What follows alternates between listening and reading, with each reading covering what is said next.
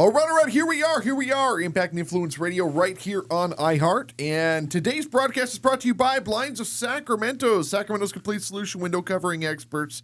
Give them a call, 916-790-8689 or blindsofsacramento.com. Now, today, we've got Cody Rommel. Did I pronounce that right? Oh, that was perfect. Rommel. Excellent. You know what's funny is, put the hat back on. Put the hat back on. Hold on a minute. Put the hat back on. It's a hat for the radio. It's okay here. But so with the hat on, he reminds me of the Jewish guy that owned the hotel in The Sopranos. Okay, hold on. Right, yeah. He takes the hat off. Hold on. You take the hat off, and you look like Robert Trujillo, the bass player of Metallica. Oh man, I will tell you that. I will tell you that, Quinn. I am a man of many faces. Do you see this? Yes. You know, I'm sitting here right now, and Frank comes to me and he goes, "So Cody wants to be in the next movie," and I'm like, I don't know when we're going to do the next movie. I don't know if we're going to do the next movie. He's like, well, and so now I'm looking at you and I'm like, we need to put a hat on this guy. And he needs to own a hotel. Oh yeah, yeah. I can play a few parts for you. Okay. Have you done any acting before? Funny thing, I have a lot of experience. Okay. I took beginning acting in college. Okay. Really? Yeah. So you're probably a better actor than Frank is. Oh, I was so good. I took the class twice. So that sounds like my fourth grade. So when Frank started in the first movie, we filmed about 19 minutes of Frank. He ended up with about 40 seconds of screen time with how good his acting is. By the fifth movie, which we don't have the poster up yet. It was supposed to go here. But by the fifth movie, Frank literally could have carried the entire movie. He's progressed a lot. Oh man, way to go, He Frank. did Way to very, go. very, very That's what well. I'm talking. That class changed my life, though. I play about it, but it changed my life, man. Honestly, a simple beginning acting class. Mm-hmm. Where was this? University of the Pacific. Oh, Really? nice. Yeah, Okay. down in Stockton. Yeah, That's where I went to my undergrad. Wow. Okay. That's where I failed and succeeded at the same time. How long ago was this? What year was this? Which one? UOP. Yeah, which class? Well, when The you were acting down class. there. Yeah, I took it. I wasn't lying. I took it twice. Oh, okay. Yeah. So how long ago was this? So the first time I took it was in 2013. Okay.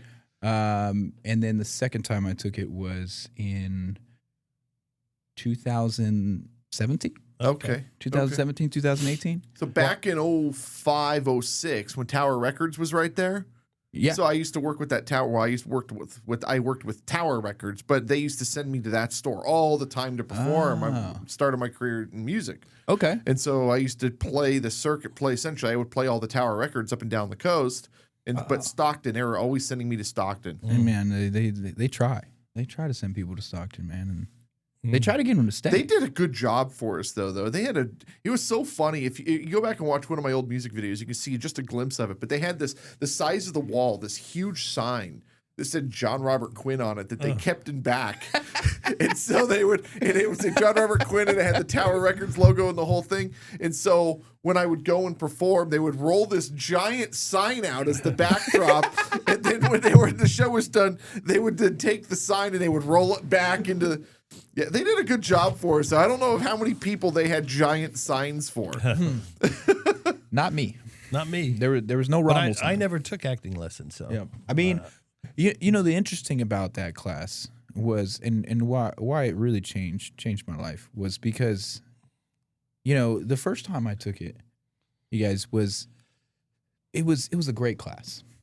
Everybody was into it, super fun, right? I did great, except, back then I was, to be honest with you, I was kind of a party animal. You back think? then, yeah. You get this Russell Brand looking dude in here that he's like, I was kind of a party animal. Like, yeah. It took me a while to find my drive. I did eventually, so I went back. But the second time I took it, it was a terrible class. It was during the summertime. Everybody was kind of in their feelings. How did you do the second time? Did you do better the second time than the first time? Oh yeah, Okay. Killed it. Absolutely killed it. Because you had all the answers to all the tests. Well, yeah, it was performance based. It was a different professor, but it was much harder to perform. And it was so much harder to perform because nobody else was bought in. Was that like? Did you watch The Sopranos? A little bit, yes. Oh man, you need to go and watch. Yeah, that, Frank dude. was telling me. I told him I I watched some. You got to watch all of it. You got to watch the series like 5 times because you're just gonna grab so much from it, and it's so it's tough during trial. Okay, it's 25 years old, and yet it's still so current. It's so crazy. Yeah, it's so crazy. But Chris Moltisanti took acting classes, and he goes in there and he had to channel his inner energy, and then he beats the crap out of the guy on stage. He goes, "You talking about my mama?" and that's really what it is it's like when you have people around you that exude energy, then it inspires you. Yes. And when you have people that are just blah, it kills your mood. Oh no, I direct. Right? I direct movies. Yeah, you know. You remember in the first movie, he was such a bad actor. I was putting rocks in his shoes. Do you remember me putting rocks in your shoes? I was like, I needed you to be angry. Yeah. I couldn't get him to drop the F-bomb until the 3rd movie. He's supposed to be a mobster, and he's going, "You friggin' suck, bro." Oh, that's not true. He's clowning you, right? You gonna God, take this, that's Frank? bullshit. There's the one for you, Quinn. All right, so let's get into what we're talking about today. Yeah. 6 minutes into this thing, nobody even knows why we're here. Yeah, but you know, just to end it right there, though, just to kind of wrap it up, it's like really, it was really interesting because it taught me not, and this helps me in my legal career, right? It's because when you're an attorney, you're not just practicing the law. If you're a transactional lawyer, you are, and we can get into that. But when you're a trial attorney or you're in the field and you're really practicing in front of people, you're also a performer, right? I was actually explaining this to my mom actually recently. Yeah, keep going. Yeah, you're a performer. You're not just there to tell me what the law is, because the law is gray everywhere. You're there to move people. You're there to sell. You're there to sell. Yeah. And so I tell my mom, yeah, but the attorney, blah, blah, blah, blah. The attorney's selling on the idea, using the law as the structure to sell whatever that agenda is. And so as a defense lawyer, their job is to sell to the judge and sell to the jury that this man is innocent. Whether he's innocent or not, that's what he's there to sell. Now, if he's really, really guilty, then it's his job to sell intent, right? And so, and maybe try to get him off of the death penalty and get him onto a 2nd degree or 3rd degree. As a defense lawyer or as a prosecuting lawyer, you're trying to sell that this person intended on doing this, blah, blah, blah, blah, blah. Now, what law do you practice? I do business litigation. Okay, so business litigation. You're going to have a gentleman that didn't do this right or didn't do that right or misinformed this or lied about that. And you're going to have 2 sides arguing, selling, again, the judge and the jury, what the intent was and who is this and who is that. And that's your job. Yeah. You're a salesman. Yeah. Using the law as the structure. You're not wrong. You're not wrong, Quinn. You're not far off. I mean, you know, we have these things in the legal field that's split between we call factual determinations and legal determinations. Interesting. Right? And so when you're talking about legal determinations, that's decided by the judge, right? And that's who your target audience is, because you're trying to figure out, okay, well, what is the law, right? And you know, sometimes the law is very explicit about, you know, the statutory code is very explicit, or there's some really on point case law that's going to tell you exactly what you got to do. But sometimes you'll have, you know, these areas, these gray areas where the law, you know, no judge has really decided it yet, or, you know, a judge has decided it, but it's in some other jurisdiction and it's not authoritative. So another judge could disagree if they want. Right. Well, we see that all the time. Which is why you get disagreements all the time. Yeah, we see this all the time. You know, Trump does one thing or wants to do one thing, and a judge comes in and says, no, we can't do it. And another judge comes by and says, we're going to overturn that. And then the Supreme Court gets involved. And, you know, there are all these hands in the pot And as I'm assuming that's how all of that works. Well, kind of. I mean, there's some nuance to that, right? I mean, This is why we have an attorney in the Yes, house I to know. answer these questions. No, but this is actually really cool stuff. This is actually really already interesting. yeah. So you have what we like to call either mandatory authority or persuasive authority, right? And so when you're dealing with, there's different levels to the courts. I think you guys know that on both the state level and the federal level. You got federal level, since we're talking about Supreme Court. You got the district court, Court of Appeals, and then you kind of go up from there until you get to the Supreme Court. Now, if I'm in a federal district in California and a judge makes a ruling in California on a federal district level, that is authoritative in that district, maybe, but is it authoritative in a federal district in Texas? No. Interesting. But Because they have different law there. because the court is parallel. It's not a hierarchy, right? But let's say we're dealing with a district court in Fresno and a district court in Sacramento. And then there's this court case from the 9th District Court of Appeals, or the 9th Circuit Court of Appeals. Well, the 9th Circuit runs both of those districts. So if the 9th Circuit says something, the district court better listen, or you're going to get your ruling overturned when it comes to appeal. Interesting. Right? And so that is mandatory authority. That's I see. authority you have to follow. Okay. So when you start talking about Trump and stuff like that, and some of those court cases, you got to be kind of nuanced as to, are we talking about federal law? Are we talking about state law? Are we talking about Civil law, anything. yeah. And in those court cases, are we talking about Criminal law. right? I guess one of the things with Trump, there were federal judges that were making rulings that they were affecting the entire country. And the Supreme Court said you can't do that. You can only affect the area that you're in and the people that you're in. Is that what we're talking about, sort of? Well, I mean, again, mandatorily correct. That's correct. But could another district agree with that court case and take it as persuasive? Yes. I see. So it's just a runaround of lawyers making a lot of money. That's why he's here. I do have this theory though, and that I've come up with recently. I know that we feel like we waste a lot of money in the court system, but I don't think we waste enough. Yeah. Talk to me about that. I think that one of the biggest problems that I've found while practicing in civil litigation, and again, I haven't been practicing a huge amount of time, but the amount of time that I have been practicing, I've noticed that justice ain't cheap. It's not. If you wanted to litigate a case for, I don't know, $100,000, you think it's worth it? It all depends. It depends. Let's say it's a contract dispute. Okay. Somebody owes you some money because you signed a contract and they didn't pay on the contract. They owe you $100,000. You take them to court. You're going to take them to trial. That's a lot. There's a lot of time and a lot of money and But a lot of everything. you may end up with nothing out of that because what you're suing for. And how much are you going to spend Yes. going to to get there. trial? To Yeah. get there. Yeah.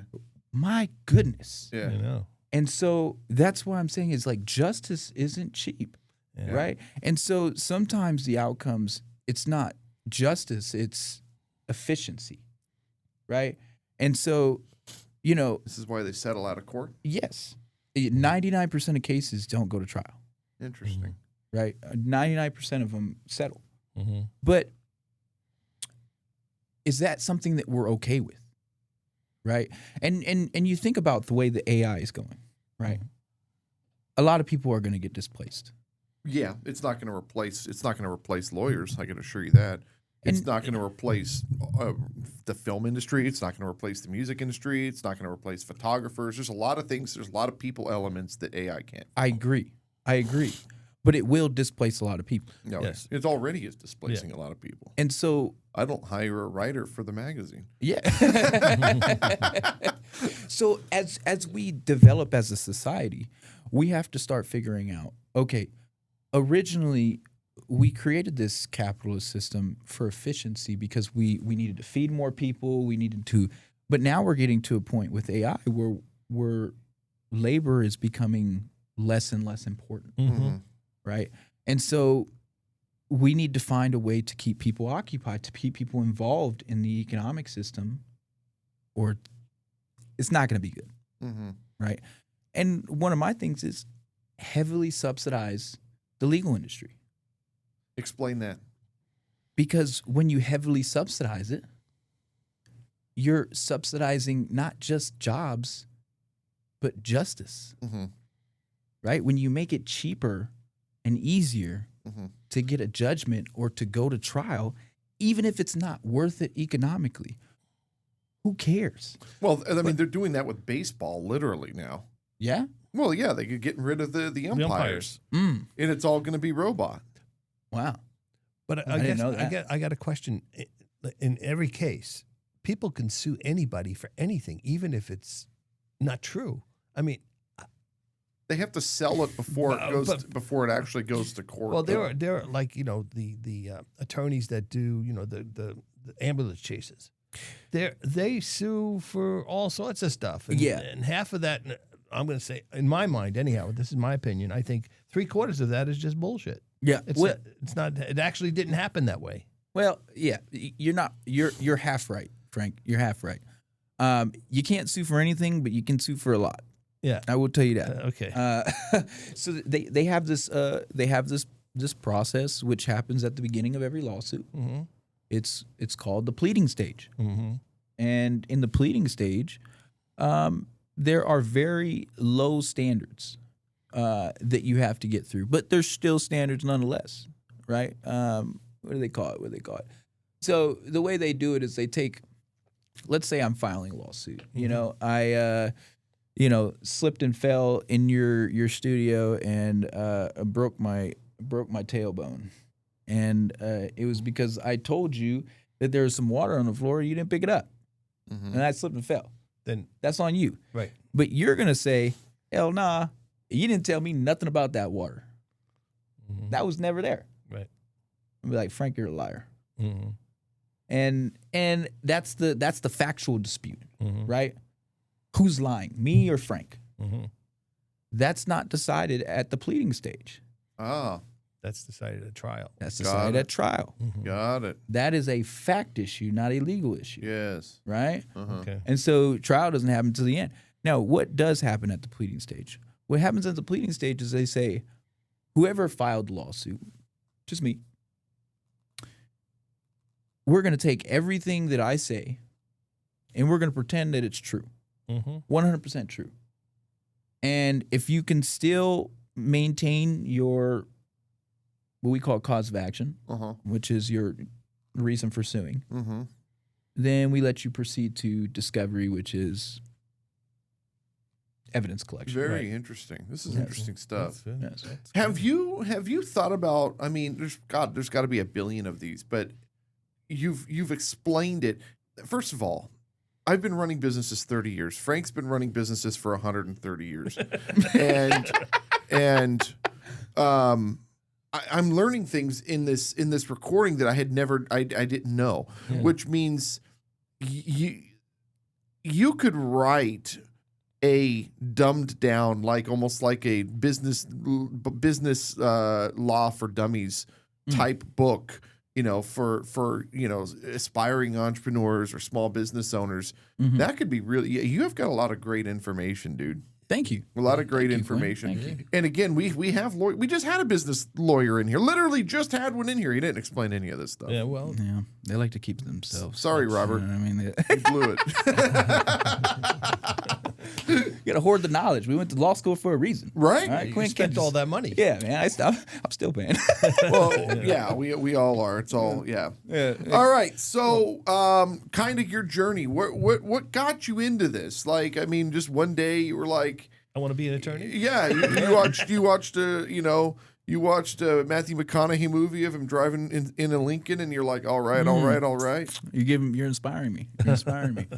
You want the real answer, or you want the altruistic answer? The real answer. The real answer. But then the altruistic answer also. Yes, Both. yes. Yeah. It's kind of like when your wife asked you, so what happened? Do you want the truth or do you want the, It was the money. It was the money. Right. All right. So what do we get?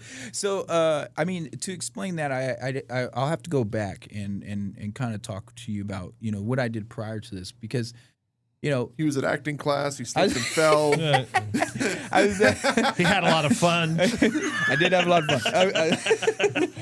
I've always had a lot of fun. I'll tell you that. And I had a lot of fun getting here. But I used to do coming out of undergrad, and even in undergrad a little bit. I did a lot of philanthropy work. A lot of nonprofit work. You guys ever done philanthropy, nonprofit work? Oh yeah. What kind? I've worked with a lot of human trafficking awareness type stuff. Oh, okay. Yeah, so I do Beautiful. Child exploitation and that kind of stuff. What about you, Animals. Animals? Yes. Yeah, and he actually has a nonprofit. Yeah. Oh, nice. Yeah, Excellent.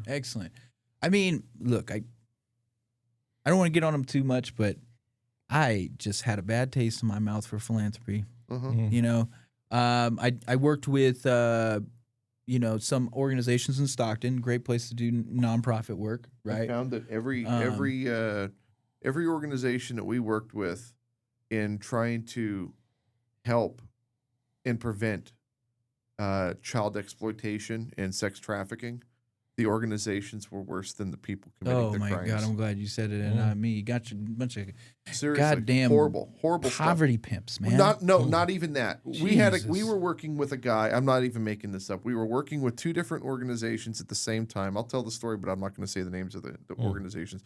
Working with two different organizations at the same time, and one is creating awareness on prostitution and sexual exploitation, and the other is trying to prevent children from being abducted and child exploitation. And so, because I was an abused child, of course, it's been my life's work to prevent and help children not go through what I went through. Yeah. And so, I'm working with one organization, and I'm working with both at the same time. But I get a call early in the morning from a girl that had flown in to work with one of the companies, and she's whispering on the phone saying that she's hiding from the guy. He's naked, and he's inappropriately touched her and was doing things to himself, and we needed to come and rescue her. So the first thing I do is I call the other people that I'm working with. We get SAC PD and the sheriff. We go out to the guy's house. We literally go in the house and we rescue the girl, and we take her to the airport, and we put her on a plane and fly her back to Phoenix or wherever she was from. And so, we were using one organization to save from the guy running this other organization. Yes. And then like a couple of months later, we find out that the other organization, the one that helped me save the girl, had been embezzling money from that organization and was just pissing the money away on his lifestyle instead of actually using the money that was being donated to save the kids. It was just wild stuff. I just sit there and I go, everyone's a predator. Made me sick. Made me sick. It reminds me of the John Wick movie, and I know this sounds like very, very pessimistic, but the John Wick movie where everyone's an assassin, that's what I feel like it is like. It's like out there. Everyone's an assassin. So it's just like, working with people who actually I can trust is just hard to find now. It is tough. It is tough because, the whole system of philanthropy is just nuts to me, right? Like, what do they give out? They defer tax dollars to go to these philanthropies. That 90% of it gets reinvested into the stock market, into stock portfolios, and 10% trickles down. I watch American Greed. I see it every night. Yeah. And I only knew because I fucking, you're dealing with it. I'm drafting the grant proposals, yes. right? I'm working with these philanthropists, and we're just like little bottom feeders. Everybody's just scraping to get a little bit of something. Off the bottom, and you're competing with these predators. And it's all money, and it's all money, and also it's political capital Uh-huh. too, right? I know that there's a lot of people who platform off of nonprofits to get into local politics, you know, and sometimes people platform for the right ways, and sometimes people just, you know, just yeah. So it left a bad taste in my mouth. I thought I was going in there to do something admirable and helping out, and I worked with incarcerated. My thing is I worked a lot with incarcerated folks, so Okay. both minors and adults Uh-huh. coming out of incarceration, and you know, kind of helping them trying to get back on track and get their life back going. And so that was most of the work I did, and they just seemed more like numbers to them. So I kind of detoured from that, and I started doing group homework actually. Interesting. And I was at a 100-kid facility, and it was technically a group home, but it was really one of those like camps, like Okay. kind of like holes. Yeah, You know what I mean? uh-huh. Except we're not digging holes. They're working out. Yeah. 3-4 times a day. Yeah, I think a lot of nonprofits take advantage, and they have the owners or the people working there who are taking advantage. Uh-huh. I mean, look at you know what's going on now in Minnesota and all this other stuff that's going on. It's just California's getting ready to get hit hard. we're going to get hit hard too because the people that are running it are there for themselves more than they are for the journey that they're expected to go on. Yeah. And it's kind of weird. It's kind of really strange. I don't it's understand very- why everyone is so, and I say everyone very facetiously, but I don't understand why everyone is so fixated on this appearance or this need to have lots of crap. Yeah. And once my wife and I became minimalists, it was like, holy crap, we realized how, number one, we realized how much money we wasted over the years. But two, we realized just this weird desire of having lots of stuff that didn't matter. And it was just like a very weird thing. Yeah. We've been conditioned, Yes. you know? So, I mean, that's... So for you, you were like, you know, I want to make a change. And so is that why you got into this? Well, I just found myself honestly, I found myself discouraged with local politics, disgusted with philanthropy, and broke as shit. And I remember I had to go back to undergrad because I didn't even finish, right? I still had like 4 classes to take. And I was getting a political science and economics degree, like that was the thing to do or something. And I had to figure out something with my life that could give me some sort of Substance.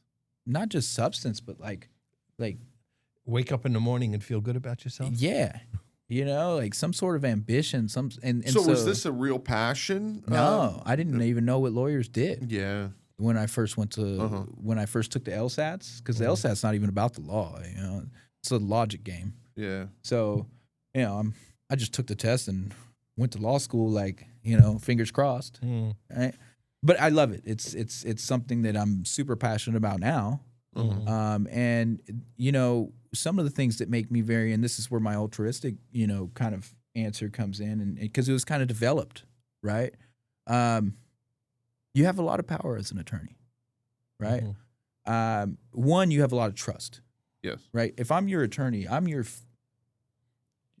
Confidant. You're my life. I'm your fiduciary. Right. Yeah, You're my well, life. yeah, I get. Right. We it was so funny. We had a lawyer in I'm here. like your wife, Quinn. Yeah, no, seriously, we had a just as beautiful, little more hairy than my wife is, but no, we had a lawyer in here, and it's so funny because we spoke for like an hour, and I had to cut a half hour of the recording out because I told way too much on the air because he was a lawyer, because we got into this like really and all of a sudden now I'm asking like, okay, how do we do this? Why would we do this? And should we do this? But I'm like giving way more information than I need to be giving out on the air. It was kind of funny, actually. It's kind of He funny. was having a private consult. We online. were. He goes, why are we talking about all this? I'm like, we're gonna cut all this. Just go with the flow.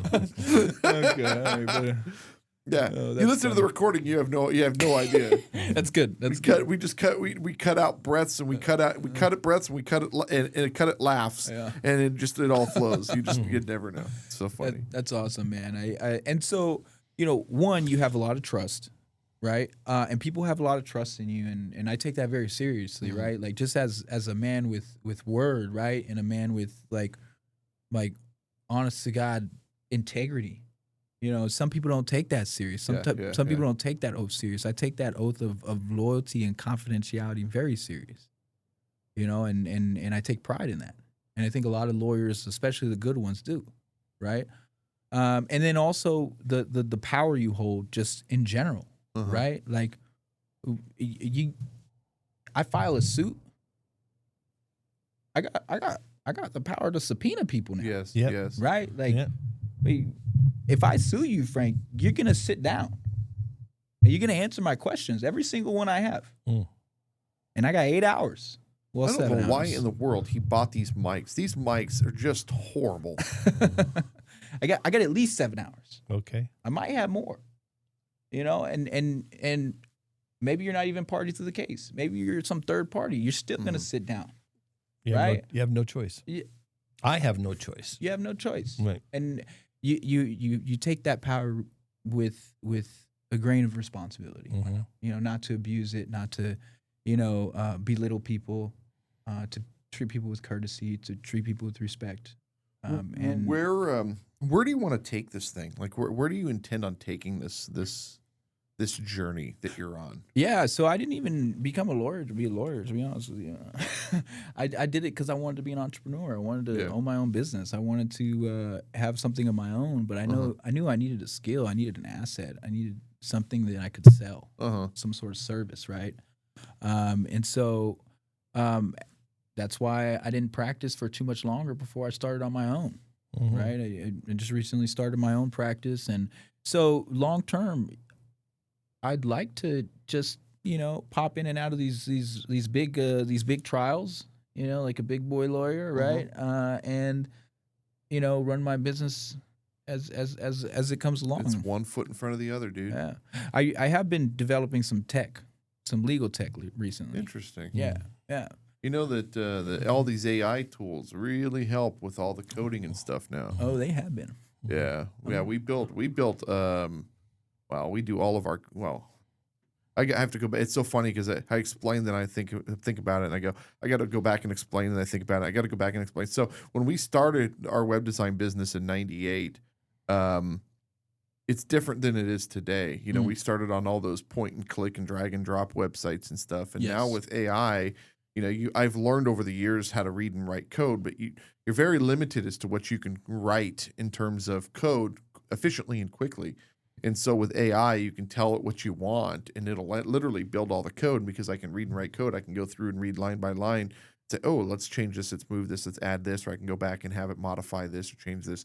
And the point is that I came to Frank and I said, I'm thinking about building our own AI, our own, essentially like a chat GPT.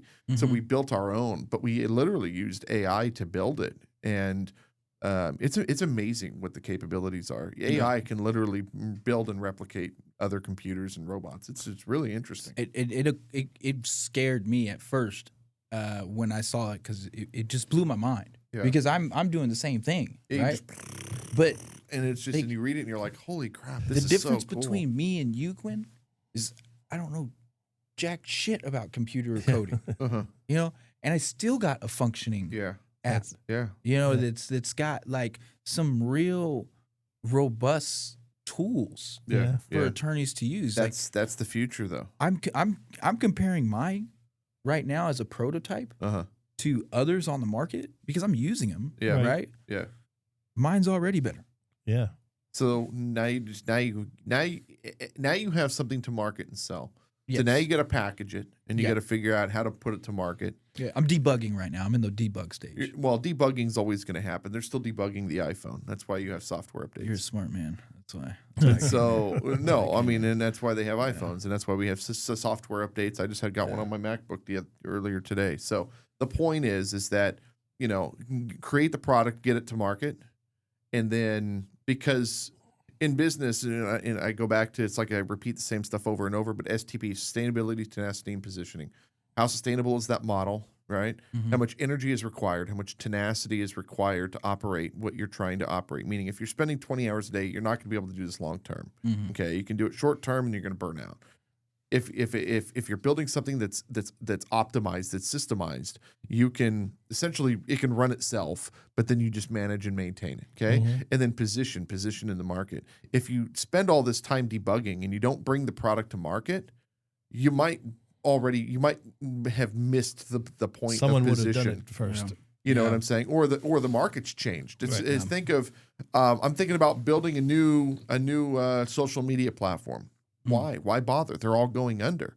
Look at what's happening and how quickly they're changing hands. The future is wearable tech. The future is Meta and the glasses and all this new wearable tech, and we become the tech. Look at what Elon Musk is doing with Neuralink.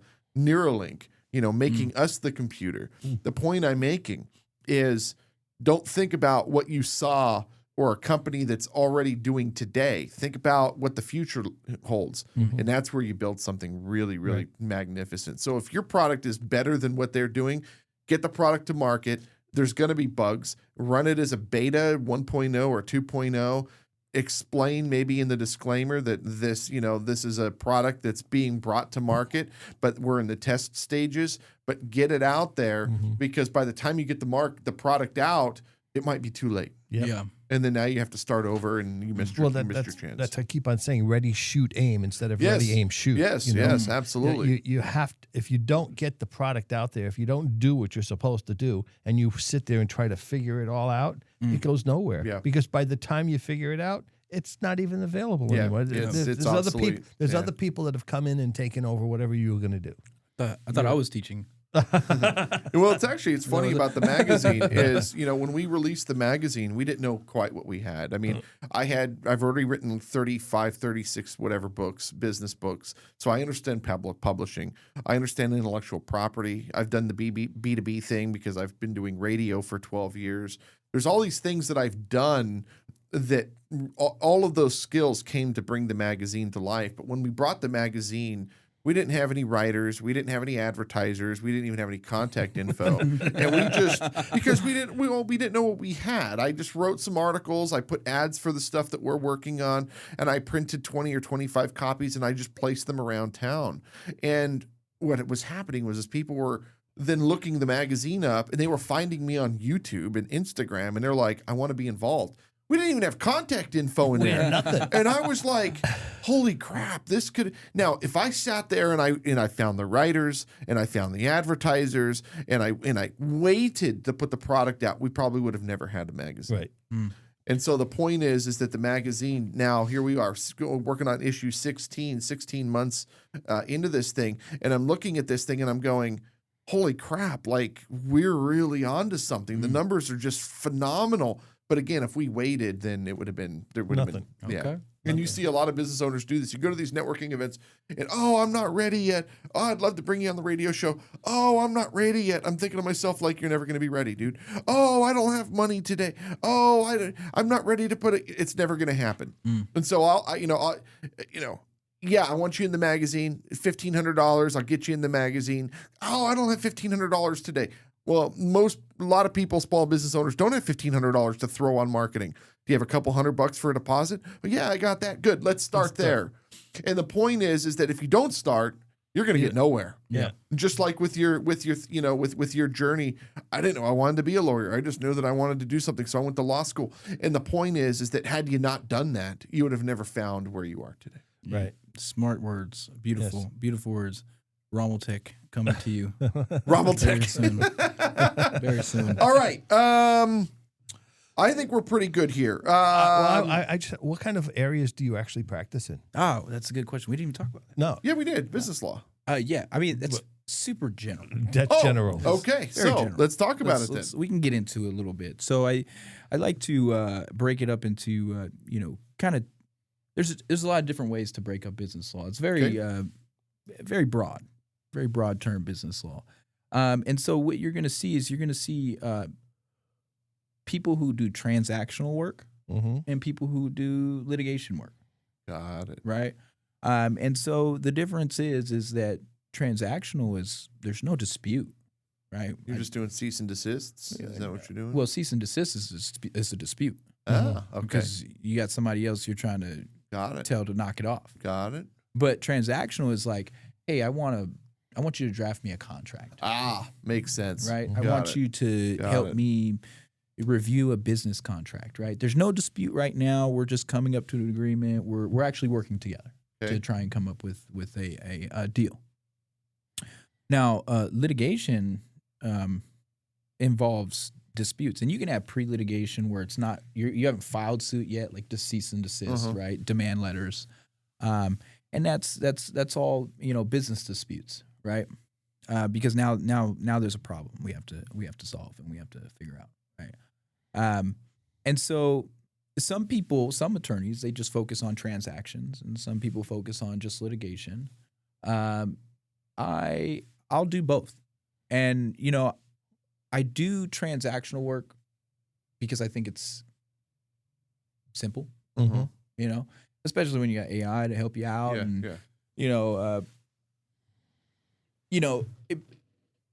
but if you're just getting into the field and you've only done transactional work, I mean, who am I?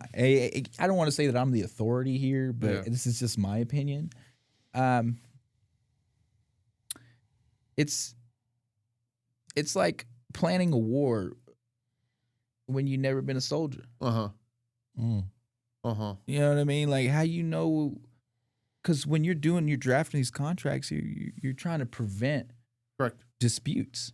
But if you don't understand, you ain't never been to war. Yeah. Well, we deal with it all the time. We get business coaches that want me to hire them to become a business coach, Right?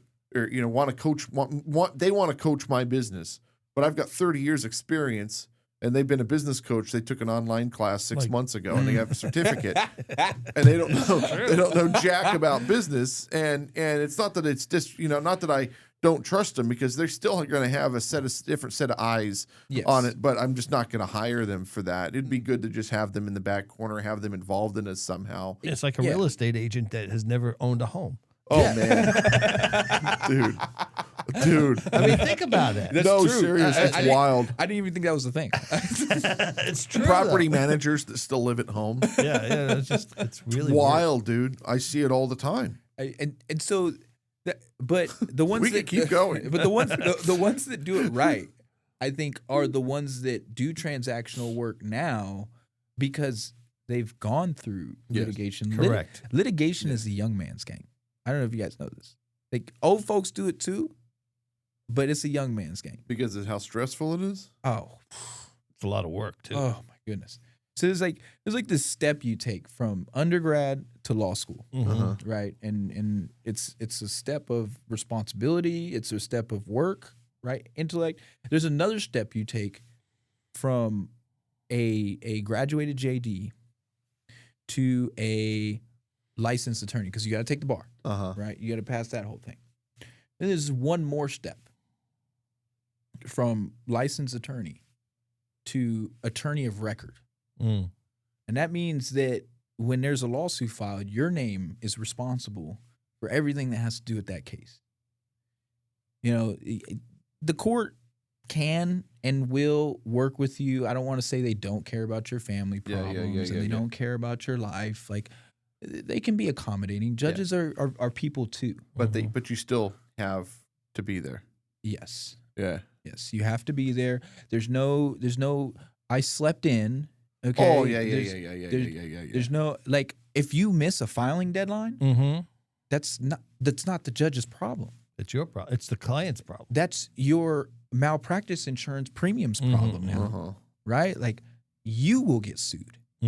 It's so crazy. He's talking about the seriousness of this, because I've literally written a book about just show up. Literally, it's called Show Up and Win. Accountability, show up and win. Because we get people, they schedule appointments, they schedule to come on the radio show, they schedule invoices. Nothing. And they just disappear. And I think to myself, and I'm like, how the hell do you run a business and you just can't follow through? It's wild to me. Yeah. I mean, you schedule we've had several people schedule a time, right, to come Well, on today, come on this show. this spot here has been rescheduled 3 times. Hey. But I'm just saying That's why we called you, because the person who was on that person had rescheduled, and then the guy that was supposed to be here today sends me a text, and then you send me a text at the same time. Yeah. So I'm getting one saying it's not I can't make it. The next one is saying I have somebody that wants to come on, and I'm like, can you do tomorrow? that's kinda weird. It was like within 1 minute. Hey, you guys got me in a good day. I'll tell you But that. basically, the thing is, at least this person texted you. How many people have we set up an appointment for? Wow. You know They how don't many show people- up. They don't call. We try to get back in touch. Dude. They don't pick up the phone. When it's we like, when we were on That's insane. how do you do that? When we And were on and- FM and- radio. and then- hold on, let me just finish. And then one of the guys comes back and he says, "Well, when can I come on again?" when we were on FM radio, You know, it's not going to happen. It cost a fortune to run that show. $9,000 a month to run our show when we were on FM radio. Whoa. And so we would charge guests $500, $600 to come on the show. That's where Frank started. Yeah. He was spending $15,000 a year with me. The point is that we would have people spend $500-$600 to come on the show, and they would be no shows. No shows. That's crazy. They would be no shows, and then I would be calling Frank, and I'd be like, "Hey, can you want a free radio spot today?" And we would just sit there and we would talk about this person's business based on what we found on their website because they paid for the spot. Hey, what are all these 1-star Google reviews here It's for just so lack weird. of punctuality? Dude. And these are people that want to be successful in business. They don't show up. Yeah, They don't. Then they don't put one foot in front of the other. They're going backwards, and they haven't committed to themselves. They haven't committed to their business. I thought it was incredible that he sends me a text message a half hour early and goes, "Hey, I'm going to be 45 minutes. Yeah. He goes, "I'm going to minutes. be 15 minutes late." Yeah, Dude, we never get that. I mean, it's so. him and I, we were down here one day and we had a big CEO coming from a big company here in town, and she was a no-show. No show. And we're sitting here and we were like, okay. And we tried calling, no answer. I mean, You know- that's just, I don't know. I try to have respect for people's time. Well, That's it. I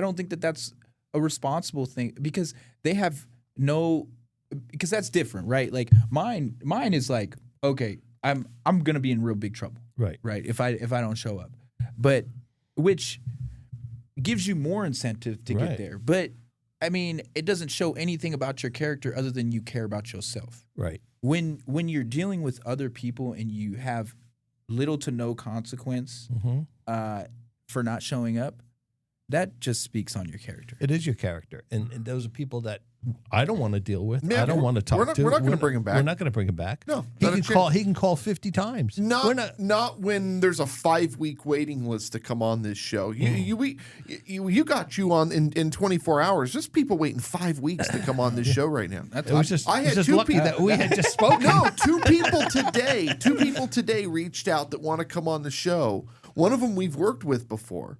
And we go onto the calendar and there's no available dates currently. Right. We have to, because we only book 35 days out because people aren't going to show up if they got to wait too long. They're going to forget.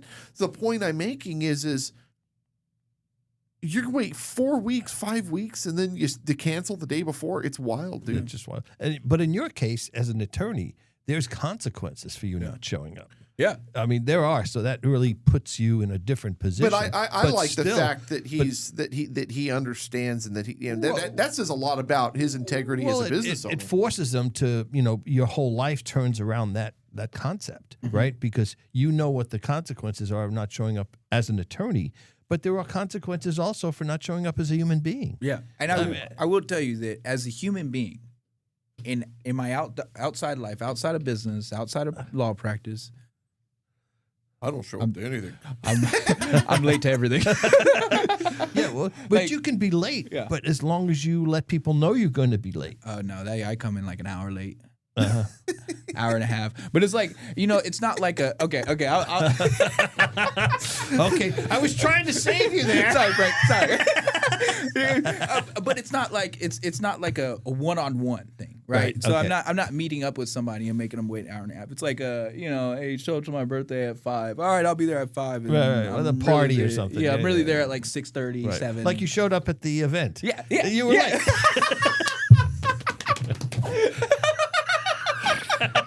Why you gonna call me out, Frank? So, which is complete opposite of me. This is the complete opposite of me. And Frank totally knows this is true. So if there's an event at, let's say the event is at 5 o'clock, what time do I usually show up? 4:30. At least 3:30. At least. Just 3:30. No, I'm no joke. If I have to be in Roseville at 5, I'll leave my house at 3 or 3:30 from El Dorado Hills. And so I'll get there at 4 to 4:30. And so for me, it's I might need to use the restroom. I might get hungry. What if I get pulled over? What if I? I mean, it's going through the apocalypse. No, seriously, Apocalypse right? scenario. No, but I'm always early. And, you know what's funny is like I go to some of these events and I'm sitting there at the table a half hour before the people setting up the event. And they're like, "You here for the event?" I'm like, "Yep." Hey, you know what? Quinn? We need people like you. We need people like you in this world, and we need people like me. You're sending me the text message saying I'm going to be 15 minutes late and I'm already here. and I'm somewhere in between. Yeah, You know. We see this is a good group right here. Yeah. To make an event last longer than it should. Right, because you have to stay later. Yeah.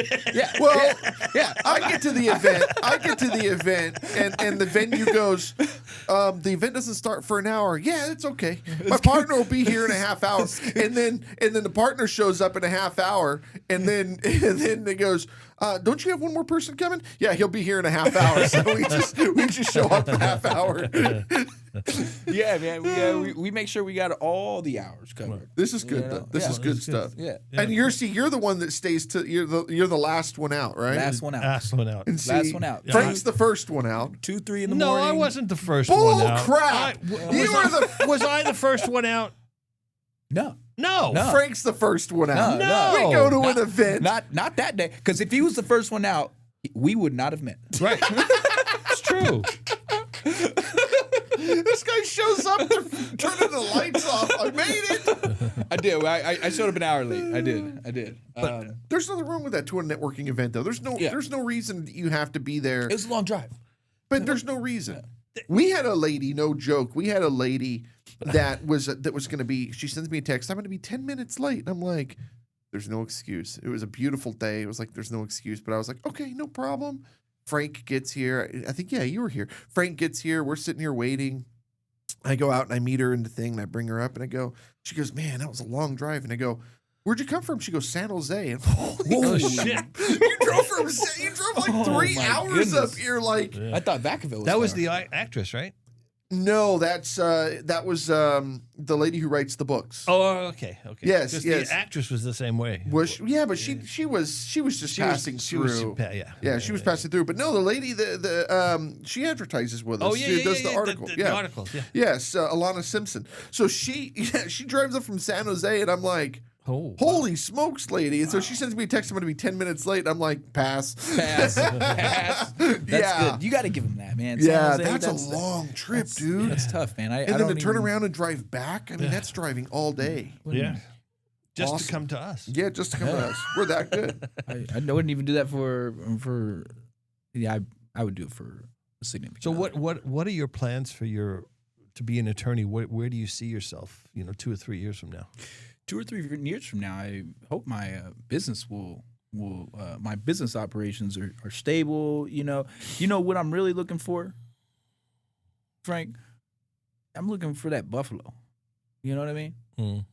You know, you got. I don't know of any buffaloes. I don't that do know. business. You don't know any buffaloes? Uh-uh. Let me tell you. So you can be an hourly worker, Mhm. right? You can bill hourly. Billing hourly is cool, right? And that'll get you some good money, especially if you got some attorneys underneath you. Uh-huh. You can kind of write off that, but I'm looking for that one big contingency case. You know, Got it. I see. that 100 Yeah. million. You know what I mean? Like Yeah. that. That buffalo. You know? So then what we need to do, no joke. I'm not kidding. When you're driving down the freeway and you see the An Wong and you see the Sweet James, and you see all these lawyers going down the highway on the billboards. Mm-hmm. They're spending money on that, Mhm. right? They're getting those deals. We don't have that kind of money to spend. I mean, I can get you on billboards a lot cheaper than they're spending. Just FYI, I've got some great connects, but Okay. great connects. But you're still going to spend some coin. But the magazine is going to put you in front of 50,000 people a month, easy. Okay, and that's a great place to start. Yeah. And we run you a really killer ad in there, Mm-hmm. and we start looking for that buffalo. Okay. Okay. Yeah. That's what we do. I like how it sounds. I like how it sounds. The thing I want to say about you are real. Okay, I've talked to lots of attorneys, and I know you had the other guy in here. yeah. This guy's real. I like I him. mean, he's I like him. He's Thank you, Frank. honest. I liked him when I met him that evening. Yeah, it was yeah, it was just I felt good about. Frank talking calls to me. you. Frank calls me and he goes, "I have a boyfriend." My wife wouldn't like that. But no, I mean, in terms of talking to you, it's like talking to a real person. No, You know, it's great. I could see you in front of a jury. You're going to be who you are. It's not. You're not going to put on a facade. Do you get And lots of nerves? attorneys put on facades, But do you get nerves And when you're in there? and they're afraid to even get up in front of people. But you've had the acting courses, so you Yeah. you know. No, But- and that probably helps in front of being in front of Well, an audience. You know what the acting thing did for me is because the first realization that I had in the first acting class was that,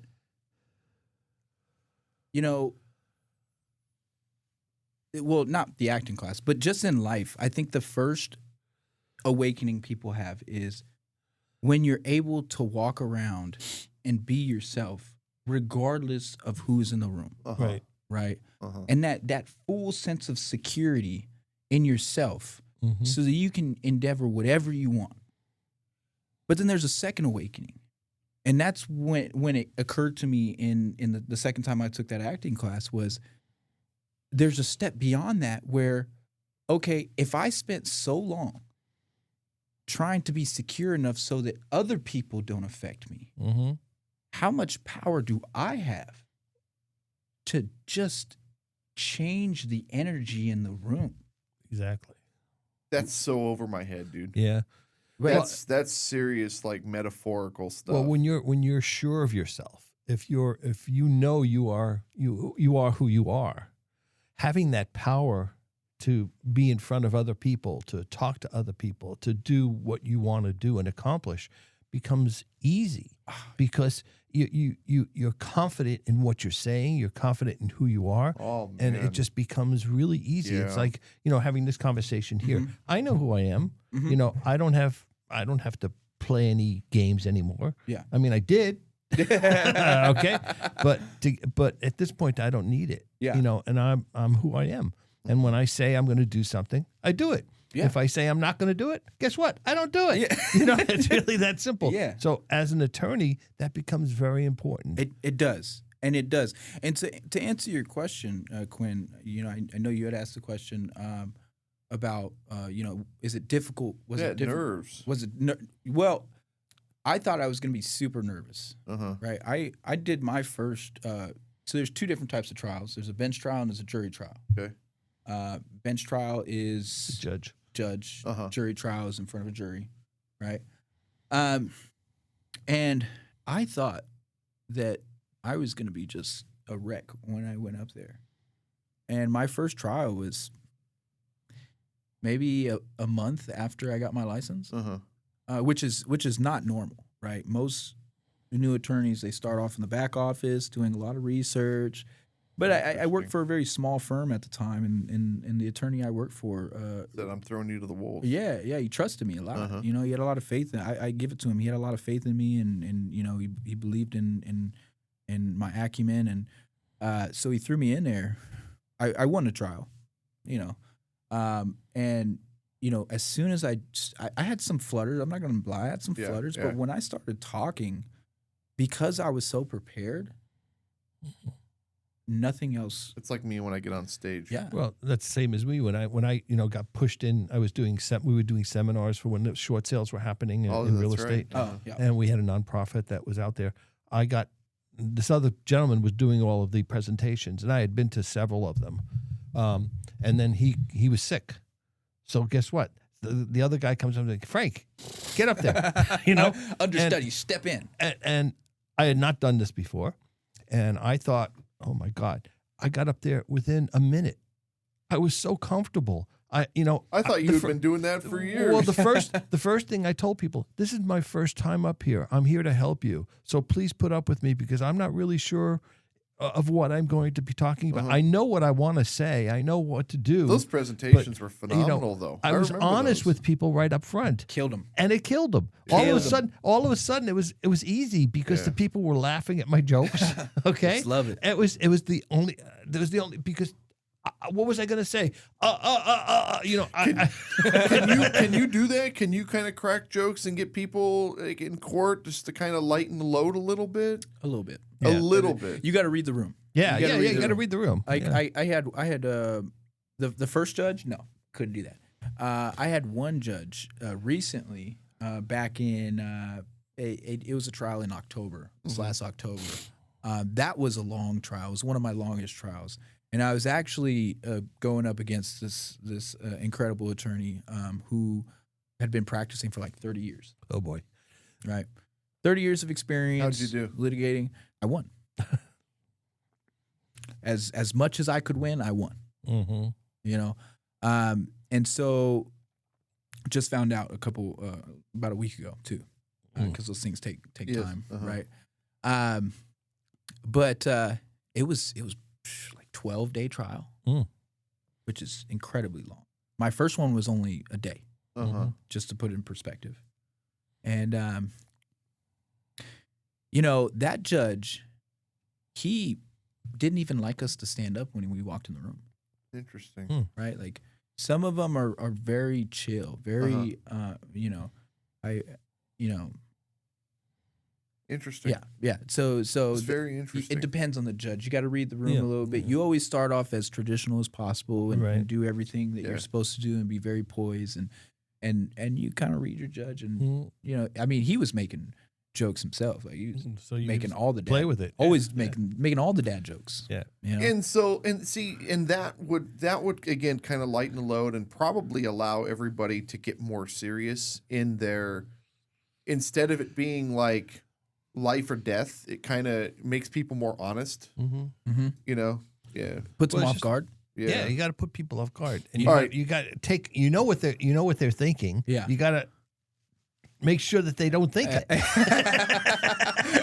All right. Well, let's start winding this down. Yeah. Well, real quick, Quinn, can I tell you about one thing I do to wind people down? Sure. In depositions. Okay. In depositions, I'm the only person that does this that I know of. You know what a deposition is? I don't. I do. Okay. So when people testify on trial? Well, you want to know what somebody's going to testify to before trial. Okay. So what you do is you get into a room like this. You have a court reporter in there recording everything, and I sit you down and I ask you a bunch of questions for like 8 hours and figure out what you're going to say on stand. And that's how cases can settle early because I know what you're going to say, right? And so these depositions, they're not in court. They're out of court. But a court reporter is typing everything that everybody says, so there's a transcript. If you want a video record, you can do that. It costs more money. Most people don't, but some people do if their facial expressions are important, right? So when I do depositions, I wear my cowboy hat. Okay. To every single one. Okay. Without fail. And what does that do? I don't know.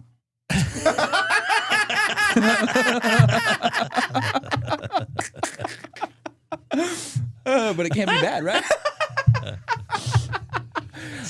It's just like you just get this guy. You get this guy with a cowboy hat. This guy with this extravagant cowboy hat who walks in and is just like this brown guy with braids, and you're like, Who the hell is this guy? Who's this guy? It's like when I wear my mobster hat Yeah. that Frank I stole got from me. I have it in my car. So I wear the like a Panama hat, but the Sinatra with the long bill, Yeah. 1960s. Mm-hmm. And the thing is so I give you that hat, and I want to replace it. I keep ordering them. The quality sucks. I keep sending them back. I can't find another good one. So I gave you my good hat. And I'm keeping it. It was like $100. It's like over $100 hat. All right. Cody Rommel, Rommel at rommel@law.com. ROMMEL at LAW.com. 916-202-7283. Is that right? Say that one more time. 916-202-7283. It was right. I just wanted you to say it. This guy, he's sharp. I know. He's quick, dude. He's quick. And usually it's me that's quick. Yeah. You're quick. Thank you, You're sir. quick. Your jokes keep right over my head. Really, it's crazy. I'm gonna go home and go back to sleep now. No, seriously, if you're if you're experiencing something within your business and you want a second look at it, a professional look at it, if something's going on, explain real quick what type of client you're looking for. Yeah. Make sure you have money. Okay. First of all. Okay. Don't come to me. No, I'm just kidding. It's cool. I do free consultations and people trying to start up businesses. Yes, and, but the guy doesn't work for free, so make sure you have money. Yeah. Right. I mean, so I'm not looking to break the bank on you at all. I just want, people that really need some help. And if you need some clarity on just a consultation, give me a call. If you want to sue the shit out of somebody, let's do it. I'm ready for battle, but honestly, there's a lot of different attorneys out there that do the work that I do, and it's hard to tell who's a good attorney and who's not. And I think that your best bet is just to find somebody that you think is going to be honest with you. Correct. Right? And somebody who's going to take care of you. If there's something that I don't have the capacity to do, I'm going to tell you. Right? And if there's something that I need help with, I don't mind There you have it. letting you know that I don't know. Rommel@law.com. 916-202-7283. Hey, thanks for coming, man. Thanks so much. Thank you, guys. Absolutely. This was a pleasure. Great super conversation. fun. Super fun. And thank you guys so much for listening. We'll see you next time. Bye-bye. Bye.